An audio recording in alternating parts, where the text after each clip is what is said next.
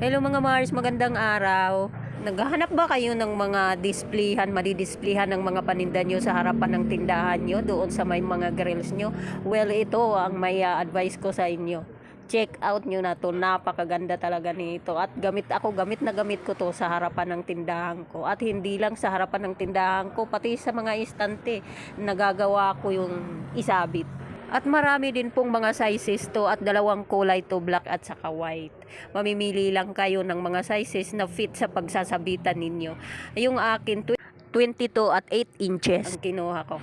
Kung sa tibay naman ng pag-uusapan, nako, hindi kayo bibiguin nito. Napakatibay nito, makapal, at hindi talaga basta-basta bibigay kahit ano pa ang ilagay nyo na mabigat. Dahil fit talaga siya, kung ano yung pagkasyahan na ilalagay nyo, kayang-kaya niyang buhatin yan. At tingnan nyo naman po tong 24 inches basket.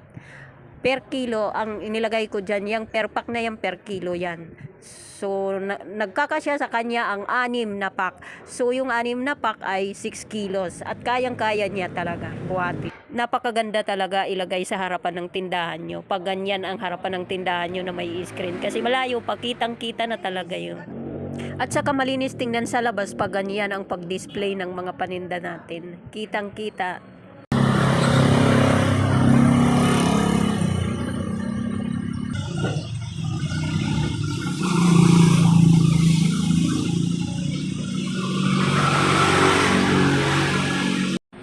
At itong 8 inches ko naman ang ginawa ko ay inilagay ko dito sa dulo ng istante kong bakal.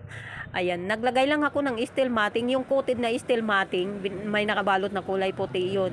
Nilagay ko dyan sa dulo ng istante, tinalian ko nga lang yan siya ng tie wire para kumapit yung steel matting at doon ko isinabit yung basket na 8 inches. Ayan, o diba? Ang linis tingnan, napakaganda.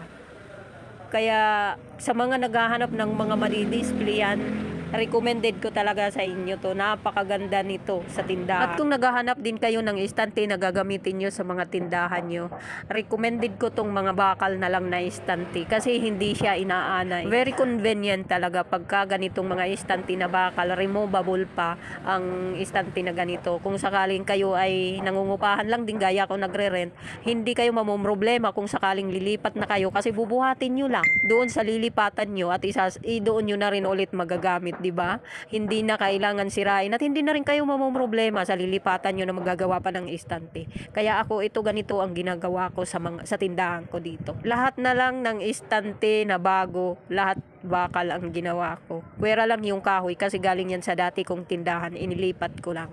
Kaya kung gusto nyo rin ng ganito na lang na style, lagay ko na lang sa yellow basket lahat ng ginamit ko dito.